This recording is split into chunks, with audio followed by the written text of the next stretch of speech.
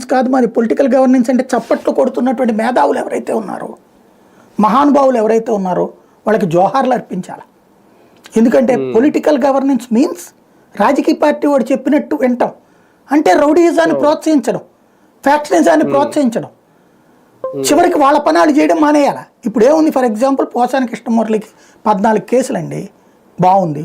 ఒక్కొక్క కేసు మీదన 10 నుంచి 20 మంది పోలీసులు వెళ్ళి ఆ పనిలో తిరుగుతున్నారుగా, తీసుకురావడం ఇదంతా.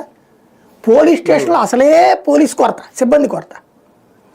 ఇప్పుడు ఇట్లాంటి వేధింపుల కేసులు చుట్టూ వాణి పట్టురావాలి, ఈయన పట్టురావాలి, ఆ నాయకుడు పట్టురావాలి, ఈ నాయకుడు పట్టురావాలి, ఆ వైసీపీ కార్యకర్తను పట్టురావాలి, ఈ వైసీపీ నాయకుడి మీద, ఇదే పనిలో తిరుగుతుంటే పోలీసులు ఇంకేం పని చేస్తారు వాళ్ళు? ల్యాండ్ ఆర్డర్ పని.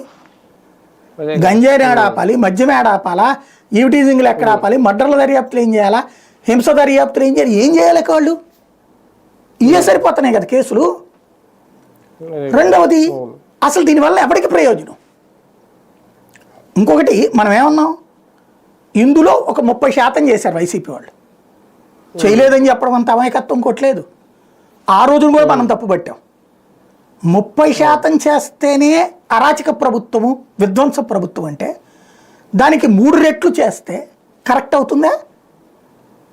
ఇవాళ చప్పట్లు కొడుతున్నటువంటి వాళ్ళు ఆ రోజున తప్పు అన్నారు కదా, మరి అదే తప్పు మేము దానికి 4 రెట్లు చేస్తామంటే ఈజ్ ఇట్ జెన్యూన్ పాలిటిక్స్?